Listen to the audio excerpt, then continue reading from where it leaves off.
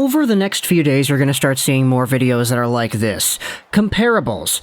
Actually, I don't know if that's the right way to phrase it, because the word comparable actually doesn't have a noun compatibility of that word. Comparable in itself is an adjective, and the way that we use the word comparable in hockey terms, it's always, oh, he is a comparable to this player. Oh, look at this guy. He has a comparable that is like this other guy. Yeah, no, I'm looking it up on the dictionary right now. It doesn't really seem like comparable as a noun. But either way, we have ourselves a few conversations we can have over the next few days, talking about comparable players to some of the younger guys in the NHL that we are excited for. And for this video, we're going over New Jersey Devils forward Jack Hughes.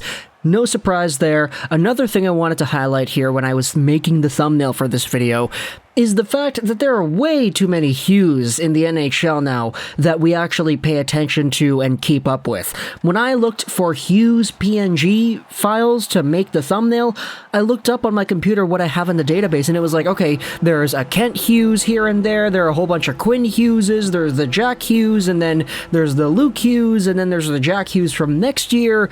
Or not next year, but like this year's NHL Draft, there's another Jack Hughes. It's wild how many Hugheses there are. And then there's, of course, a Jack Quinn as well to pay attention to. So the NHL is filling itself up with Hugheses and Jacks and Quinns, and then there's going to be a Luke. So enjoy it while you can if you're a fan of this family and anybody who happens to be named Hughes as well.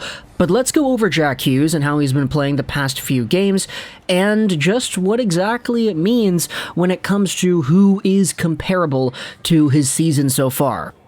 So, Jack Hughes, 20 years old, 5'11", 176. He is on the last year of his entry-level contract. Next year is the first year of an 8x8 extension. So, his AAV will be $8 million every single year till 2030, starting out next season. And I think if there was any doubt amongst anybody that this kind of contract would be worth it, this season would be the season to go out there and squash that doubt down the toilet. Now, I know a lot of people are going to go out there and say, oh, Lego, you made the videos talking about how Jack Hughes was the worst first overall pick since, the Joe Thorntons and the LeCavaliers in the late 90s, and those players turned out to be busts, did they not?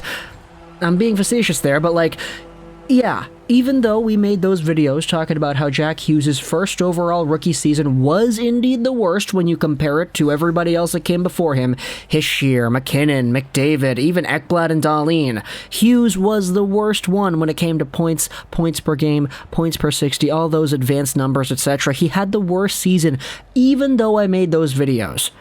I always said at the beginning, hey, I think he's going to be better than this. Even though he might have a worse profile than Nail Yakupov as a first overall rookie, he's still going to be better. The way the NHL is trending and the way Jack Hughes plays, it's inevitable. The sky is the limit for Jack Hughes. And so every time we talked about Jack Hughes in the previous 2 seasons, I always said, yeah, he's going to be better than what he is right now. 21 points, 61 games played as a rookie, a -26, and then he got 31 points in 56 games in the full shortened season in 2020-2021.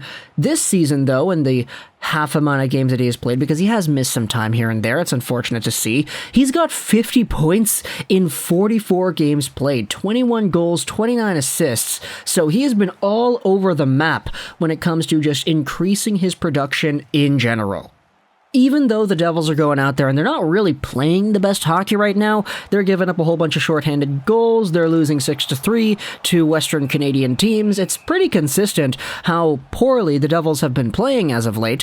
Hopefully, the goaltending issue will be solved when Andrew Hammond returns from injury in that respect, but there are indeed so many things to look forward to if you're a New Jersey Devils fan, and Jack Hughes and the way that he has elevated his play is certainly part of that. Hughes this season is on pace for a full 62-game campaign of 71 points. Let's do the math instead over 81, or not 81, 82. My goodness, why did I just say that? 50 divided by 44, multiplied out by 82. Hughes is on pace for 93 points in a full 82-game season. That certainly is worth the $8 million price tag, especially for a guy that's turning 21 in May.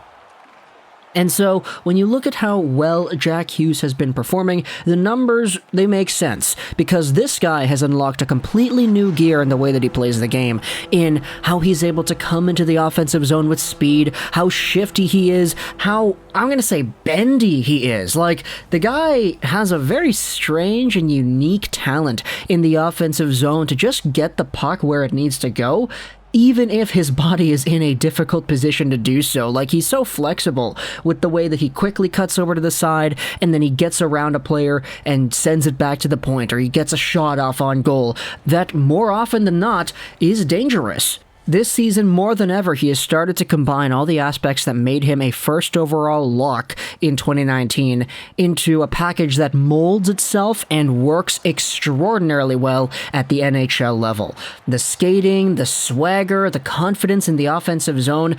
He's not afraid to pull off dangles here and there. He's not afraid to hold on to the puck when he needs to and rely on his evasiveness and skill. He's got so many points this season because he's just playing better.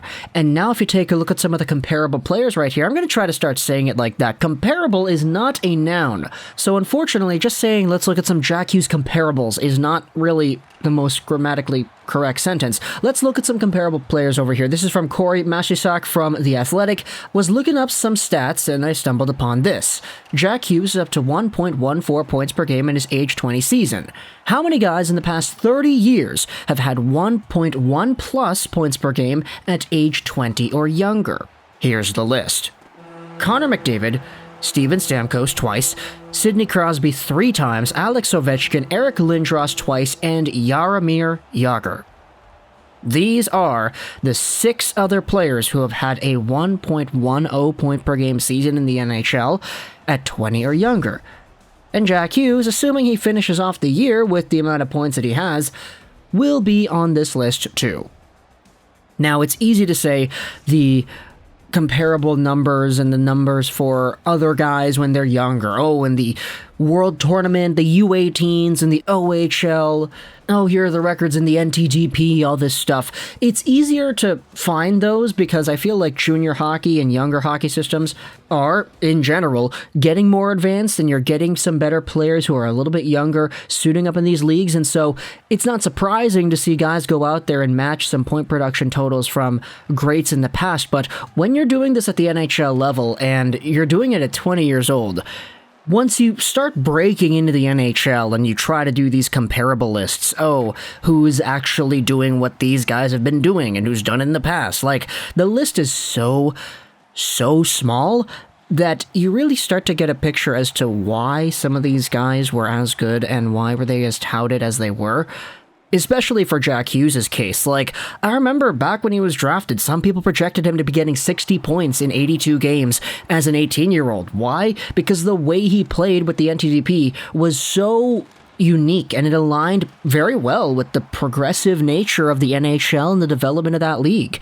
Now, I don't want to make it seem like, oh, the NHL's developing, but like, the NHL today is a lot different than the NHL was 10 years ago, and Jack Hughes happens to be one of these guys that thrives in that sort of system where speed and puck control play a good part.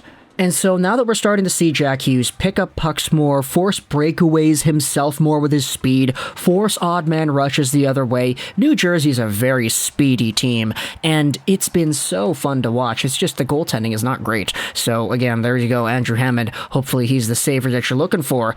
But for Jack Hughes going out there and doing what he's doing, $8 million a season for 8 years is not a bad bet, assuming he gets better, because he's already in that territory with McDavid, with Stamkos, with Crosby, Ovechkin, Lindros, and Jaromir Jagr, which, I don't know about you, but I think that's pretty good company to be with. Also, my goodness, how the heck does Sidney Crosby have that 3 times? Like, I think everybody kind of gets caught up in thinking about how good and how top of the line these new young guys have been, but like, Crosby and Ovi, dude, Ovi, I get it, he was a little bit older because there was a lockout and everything, not really the same, but like Crosby, 3 times, that's fantastic. Connor McDavid didn't even have that, and Connor McDavid is Connor McDavid. Now, granted, Connor McDavid dealt with some injuries at the beginning of his career, which is why he didn't get that 1.1 plus point per game mark several times, but Either way, you get what I mean. Jack Hughes, for better or for worse, is on this list. For now, hopefully he stays on the list, and hopefully he ends off his 20-year-old season on the list as well. Talk to me in the comments all your thoughts about Hughes and the way that he's been performing the past few years. I hope you enjoyed this video, Trolls99, and bye.